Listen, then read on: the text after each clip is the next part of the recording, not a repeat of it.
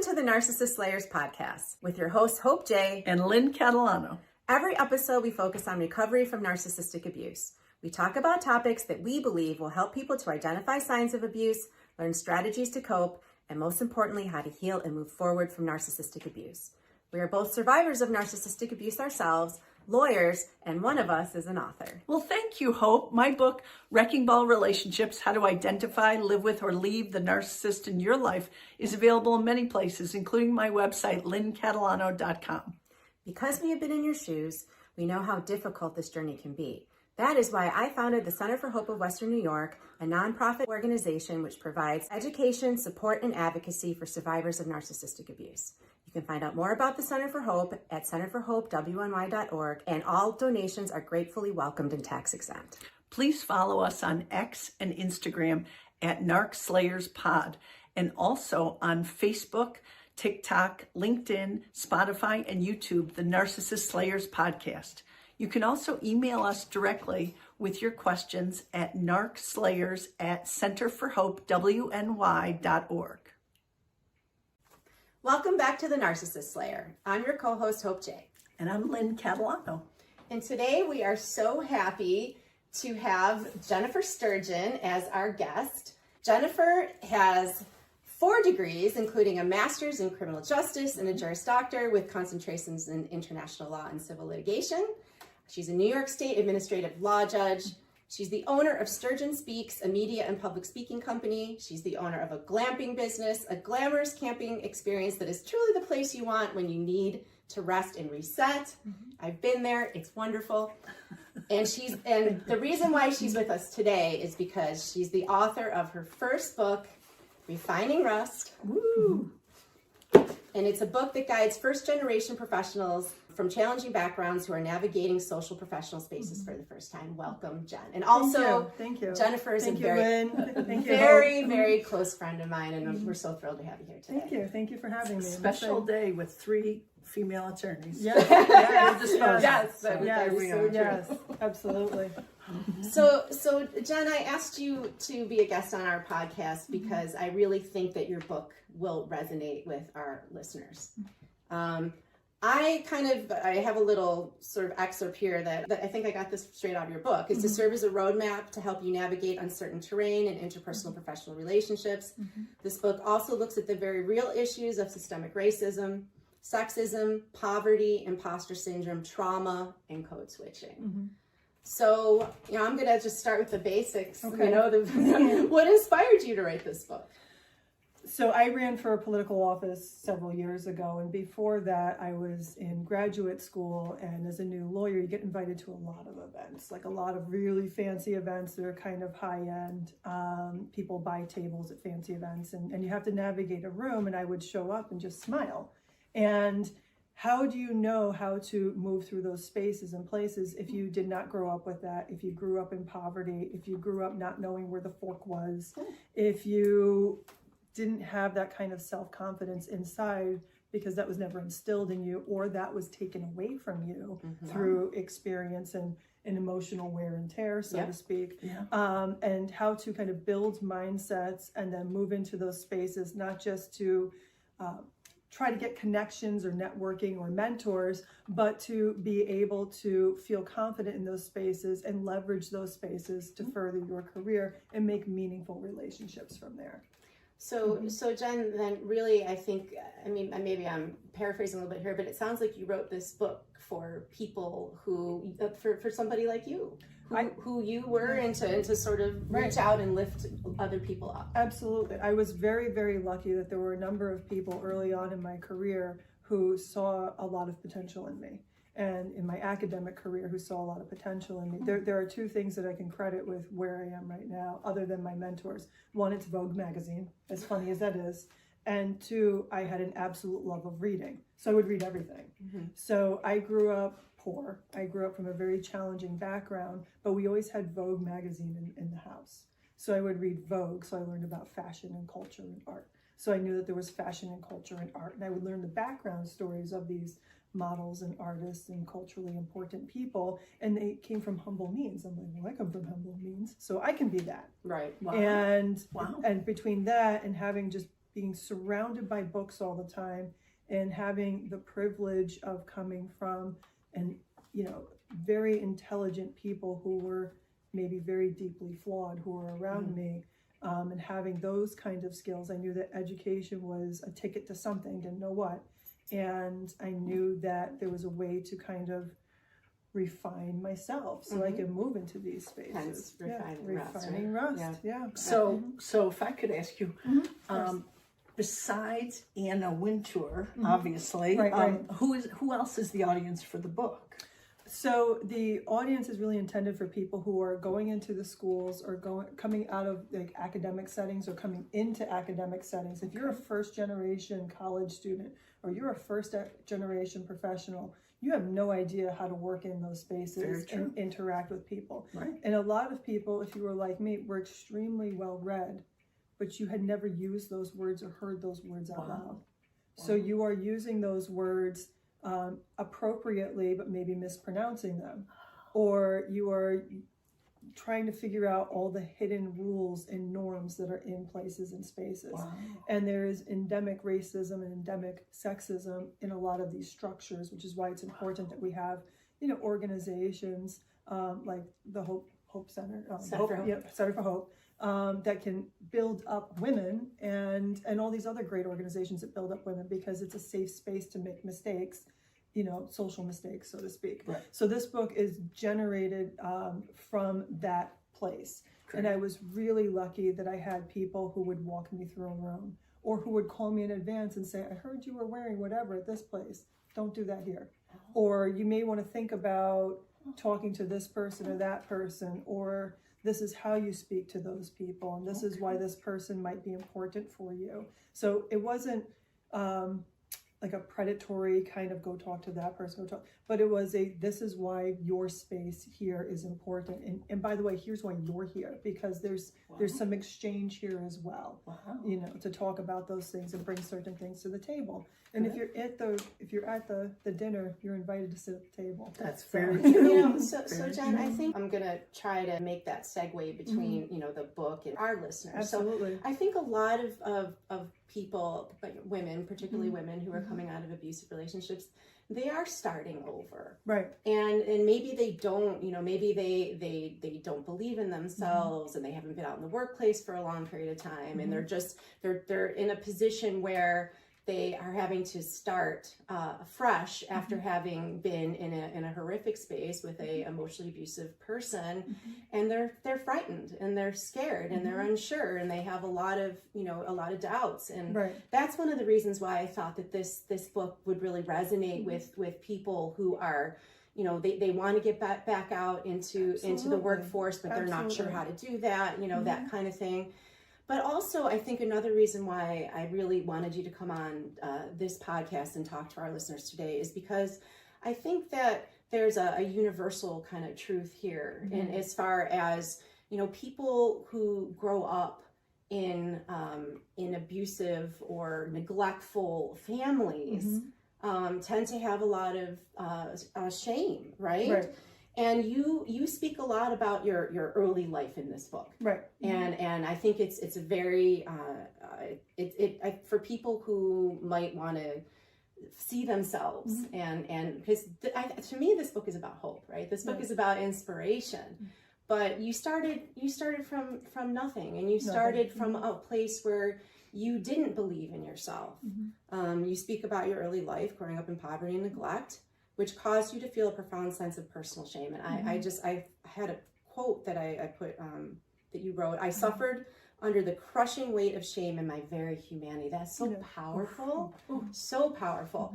And I wonder, can you tell us how that feeling of shame shaped you as a person, and how did it affect your sense of self and identity? Well, and when it comes to relationships later on, in particular, when you don't have, we always talk about self-esteem and self-confidence and those kinds of things, but we always talk about someone's dating out of their league or that kind of thing, and I think people tend to date to their self-esteem. Mm-hmm. If you have high value, You get where you are. Or water finds its own level. Right, You it hear does. that, right? If you think that you are a high value person, Yep. however you define high value, Yep. you are going to date high value, however that's defined to you. If you feel that you are broken, or you feel that you are not deserving of certain things, of a certain lifestyle, or of a certain way of being treated, Or just basic respect, right? basic respect, or if a nice person is not a person that interests you, but a person who treats you like an asshole, Right. if I may say that, Right. is what you're supposed to have.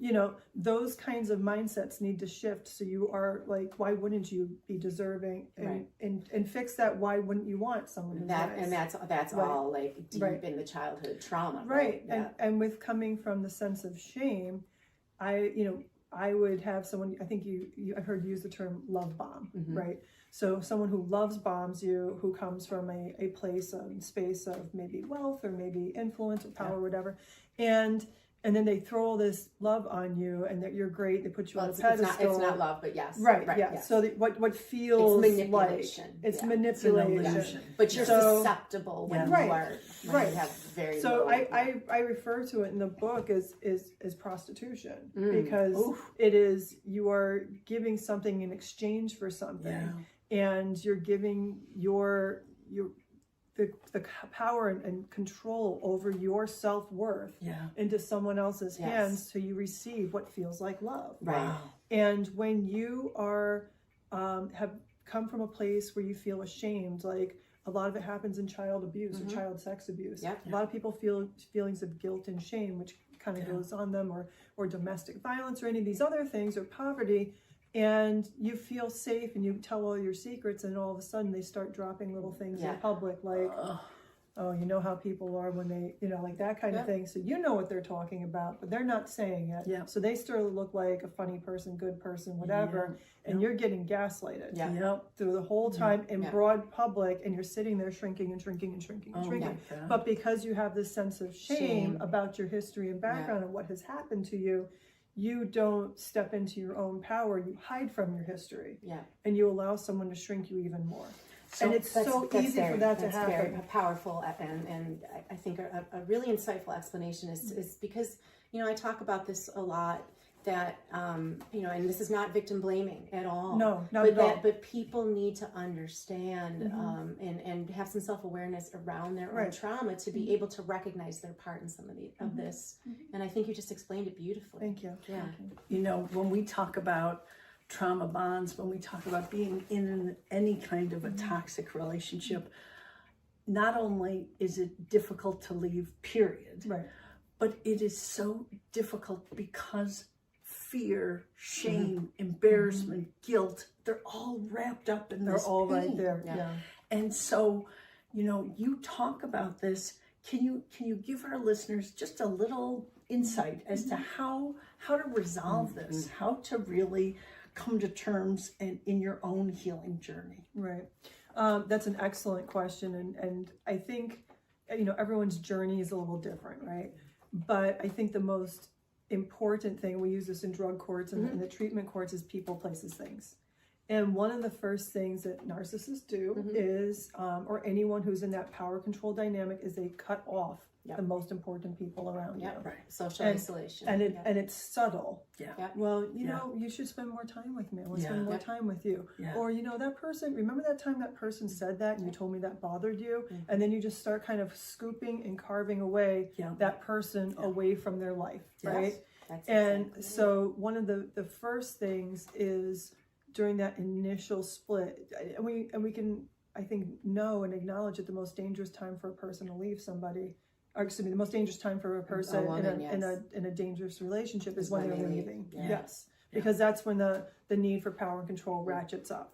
So I think that also is in the case where there might not be physical violence, but that's where the pouring on of that emotional violence takes place, and that mental violence, because that's when they're talking to your friends and family who you might run to. That's where they're getting their side of the story across. Or they'll say things like, I'm really worried about so-and-so's mental Of health. course. That's Blame the big shifting, one. gaslighting, Right, and they're just, silence. so when Yes. that person goes to talk to their trusted person, they're like, oh, we're really concerned about you. Yeah. Or, Yeah. they're a really nice person, Oh, like yeah. that Yeah. kind of thing. So Yep. just cutting off all those avenues of escape. So it's getting that distance from somebody, and cutting those things off, and also being prepared to understand that your life is going to shift. Mm-hmm. And you have to shift it in a way, in a place that you want to do that. And I think that's part of safety planning, either physical or mental or emotional safety planning, is having an idea that if I have to do this by myself, how am I going to do this? Yeah.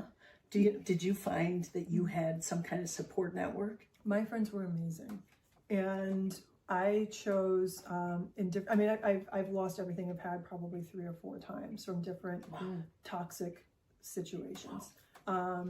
And sometimes you just have to cut. So I know that I can start over, and I have built that kind of resilience that I can take care of myself, right? Awesome. But you don't want to always be in that I got to be able to run No. right now kind of thing, right? No. No. So to get to that To place and create space, safety in your create that world. safety. I've had to build that in, and to have good people around me who I could confide in. And sometimes the biggest supporters you have are people who you don't think know you very well, Wow. but they've been watching. Mhm. So it could be your coworker, Yeah. it could be Awesome. your neighbor, it could be whomever. My friends were amazing, and I took the tact of kind of ducking and covering. So I just, as things were kind of in one of the last situations, was just not pushing back against the narrative, not explaining myself, because I don't have to explain myself. Good. And I think that was a thing that people need to understand, is you can exist in your own place and space without explanation or excuse or begging for forgiveness. Agreed. And Amen. you don't need any reason to leave somebody. You can just say, I'm gone. Amen. And I think people need to you have to grant yourself permission for that. I think That is fantastic advice, and thank you for sharing that. You have to give yourself some grace. So You Jen, do. I think You that that kind of segues into this next topic. Okay. You write a lot about imposter syndrome, Mm-hmm. and I don't know that a lot of people know Okay. what that is. So I was going to ask you if you could just explain what imposter syndrome is, Sure. and also why it's important to understand how imposter syndrome impacts people. Especially in professional Yeah. life. So imposter syndrome is when you have someone who is extremely well qualified to do whatever it is that they're doing, or they want to start a business, or they're in a profession, they've written a bunch of books, they have a bunch of journal articles, they are in charge of everything, and they're like, oh, I'm so not good at this. I shouldn't be here. I don't deserve this promotion. And you walk into a place and space and say, oh, everybody here is way smarter than me. I shouldn't be in here. I don't want to open my mouth because of whatever, right? And if you are in that place and space, there's a reason for it. So people feel like they're going to get found out, or like they tricked everybody. And a lot of that gets fed into the narcissist dynamic as well, because you'll have somebody who feels like they need to constantly be elevated above you. Yeah. So that when you have that imposter syndrome in your own home, like you're not a good mother because of that one time that the kid went to school dirty, or you're not a good father because somebody had smudge on their face when they went to go see their other parent. And generally, we're speaking about narcissist relationships. I recognize that we're generally we're often talking about opposite sex or male-female cisgender relationships. But this can happen in any kind of relationship, any kind of context, any kind of relationship. Yes. So I just want to make that clear too. But you have people who will sit there and they'll start gaslighting and making you start to believe these things about yourself. So we have gaslighting where you think other people are thinking something about you, but you have gaslighting is when it's you against you. Yeah, then that's really and tough, and right? that's where imposter syndrome is. Right. So, it's a tough nut to crack. And how are you able to overcome this? I always had some internal thing that kind of was like I'm kind of marching to the beat of my own drum, because when you're a neglected kid, you're just kind of off on your own devices. So you get hurt, you fix it, you need food, you go get it, you know, like those kinds of things, right? So you heal your own wounds, and sometimes, like, you know, like if you get a broken arm and you fix it at home, you're not a doctor. It'll heal, not correctly, but it'll heal, right? So I kind of had that kind of internal structure within me. But I knew that there was always a path forward, because I always went back to the books that I read and the Vogue that I looked at. You know, like there's a path forward somewhere here. I know that's strange, but I always had people kind of on the side, whatever inspires you. Yeah, and I always had people kind of like corralling me on the side. And I talk about this story in the book. Dr. Jill Norvolitis is a professor of psychology at Buffalo State, now University, then college. And I would ask a question in class, and she would say, that would be a good independent study. All right, do my notes. I'm like, okay. And then I would ask another question in class. She's like, that would be a good independent study. I'm like, all right. And then so one day I had another question. She said, that would be a good independent study. So I approached her after class. I said, I'm thinking about maybe doing an independent study. Would you be my teacher? She's like, yes. Where'd you get that idea? That sounds right. So she was one of those important people in my life. And I was very lucky when I was younger that I had a teacher, Mrs. Morley, who was a 6th grade teacher, who encouraged me to write. And so I would write prolifically. And I sent in my little poem to the newspaper, and it was published. So like in 6th grade, my little poem was published. So here I am, an author, you know, in fantastic. 6th grade, you know. So I had like these people, like little things along the way. They weren't the closest to me, but they were there. And I've had like really wonderful fairy godfathers and godmothers throughout my life, who maybe weren't like in my life, but they were like, I'm here, you know, and I could call them, and it was non-judgmental. Awesome. It's kind of like yoga, where you do non-judgmental movement. Yes. So they were non-judgmental mentors and people who were there and safe. I got to tell you, after I published my book, it's a thrilling event, and then it's like, you know, very crickets for a while. And I ran into my 10th grade English teacher, and he told me he read it. I love that. And that was the best That's all you thing need. That's all you that ever had. I was like, oh my God, this is the man who taught me to write. So and they're still watching you. Yes. Amazing. Amazing. So you always have these guardian angels. There are guardian angels out there. Yes. And they're waiting for you to welcome you in your arms. I agree. So you have a great quote in the book. You have many great quotes. Thank you. Yes. But this is one of them. Don't sacrifice yourself on the altar of someone else's reality. Yes. Really, I love that. Powerful. Very powerful. So how does this concept impact someone in their career? That's a great question. So one of the concept of what I was thinking, like I was thinking about gaslighting and imposter syndrome and things like that. And where does this come from? It comes from us lessening ourselves and lowering ourselves to meet someone else's creation of their image of what they are telling us about us. Exactly. And that's insane. So when we have our careers, if you're in a place and space where you know that you're an excellent professional, and you know that you are really great at the work that you do, and you have a boss that doesn't appreciate you, colleagues who bully you, or doing any of these other things, you're going to carry that home. And at first you're going to be like, and it's normal for people who feel like they're being confronted or challenged on their work or how they're reacting to a specific situation to look inwardly, because you don't want to harm other people, and you want to do good things. So when you're in a toxic work environment, if you have people who are challenging you and continually challenging you, or finding new things to challenge you on or to criticize, how are you not going to start to maybe take that on? You do. And it's that emotional and mental wear and tear. Yes. So that kind of grinds away at you to the point where you're just like, you do like analysis paralysis, you can't do anything. Well, and I find the Sunday night anxiety that you have to prepare for the week. And you're like, I don't want to do this again. I can't go into that office. I was very good as a fundraiser. I was a professional fundraiser for 20 plus years. And I had a very toxic work situation where a new person came in, put themselves in the role, had no experience in a not-for-profit, and then proceeded to tell me on the very first day he came in that he didn't need the job financially. Like I was just a peon because I collected a paycheck. And I thought, well, this is really an interesting tone to set. Right, right. So I completely understand. What do you think? What would you tell someone if they're listening to this and they're in a toxic work environment right now?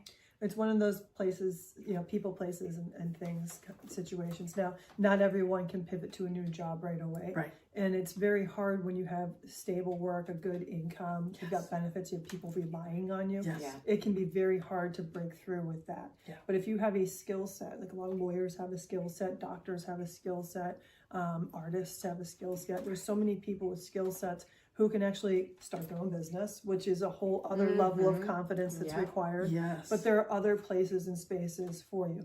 Unless you are working in a super niche type of situation where you are working on this piece of equipment that this one particular company has a patent on in the entertainment industry that happens to be in this particular city.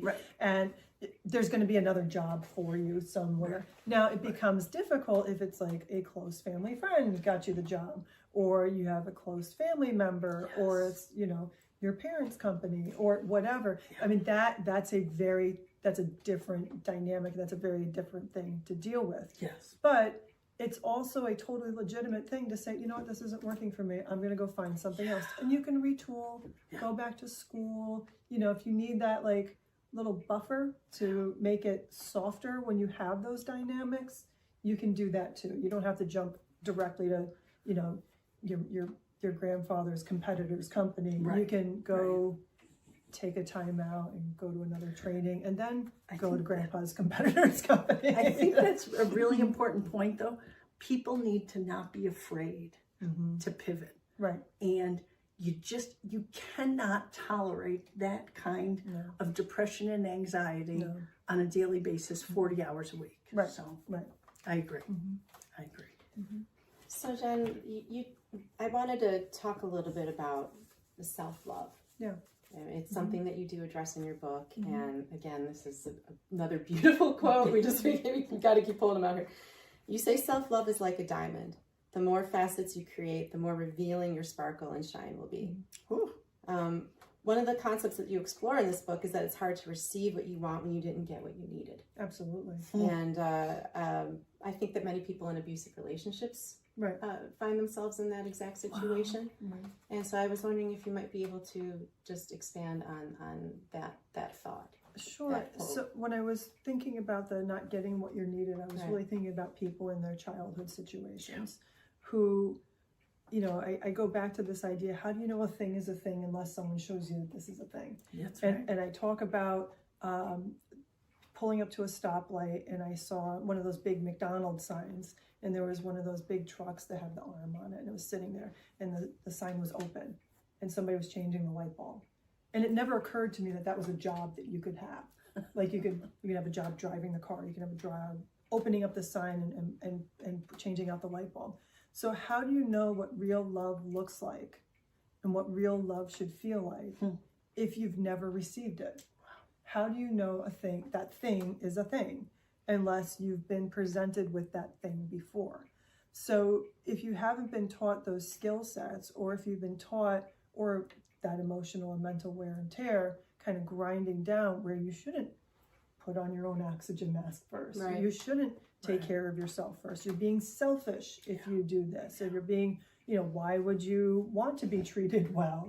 Like those kinds of things. So if you have this idea around you that this is how it's supposed to be and you've never been exposed to being given the place and space to actually care for yourself and believe that you deserve to be cared for and loved, that's a really hard thing to do. So it's finding self-love requires that you're exposed to what that actually looks and feels like. And if it's transactional in nature, if it's transactional in nature, or you have to accept poor treatment because someone did something nice for you before, Yeah. Right. then that's not love. And part of a radical act of self-love is rejecting what feels like love when it's fake, Yep. Yeah. in search of I nothing. love that. Because sometimes it's more important to have nothing than to have something that hurts you. Yep. Wow. All the time. Right. Yeah. All the time. Yeah. I would vote for that. All the That's- time. Yes. All Yeah. the time. Yeah. Now I have another great quote. Yeah. If we still have time, do we Yeah. have time for Yeah. another Yeah. great quote? All right, but I love this quote particularly because I talk about this a lot, and I've never heard someone else talk about it. I talk about how your bruises are often what make you interesting and what give you that dimension and make you different. You know, we're not Stepford wives. Right, right. And so your quote is, your struggle is your strength. When you feel beaten down, look at yourself. The toughest and thickest part of your skin are where the scars are. Yeah. And I think that is right to the heart. There's a couple of different ways to look at that. When you get injured, you can keep picking at the scab, or you can leave it alone. And a lot of times people are compelled to go back to toxic relationships because that feels good. When you're healing, it starts to itch, it feels uncomfortable. So Yeah. you keep picking at it and picking at it and picking at it. Oof. And you keep ripping open the wound, you're bleeding more, and you're introducing infection that gets even deeper. Oh my God. So Yeah. if you just Yeah. leave it alone, Yeah. even while you want to scratch that itch Yeah. of what felt like love, Yes. it might make better sense. It always makes better sense, but I'm trying to give some grace here, to leave it alone Yeah. and let it heal. And it's going to be thick. It's going to be a reminder. But anytime anyone tries to brush up against that That's again, right. Yeah. they're not getting through That's right. because you healed. Wow. Yeah. Wow. Well, Jen, this has really been a really interesting, enlightening Yeah. conversation, Yeah. and we thank you so much for joining us today. Thank you for having me. Can you let our listeners know where they can find your book? Sure. The book is, we have a couple of different places where you can get it. Refining Rust is available on Amazon.com. It is available through Kindle. It is available through paperback. And it's also available through hardcover after, I think, April 28th. So that'll be available then as well. The Kindle version does not have, obviously, the ways that you can write and keep notes and that sort of thing.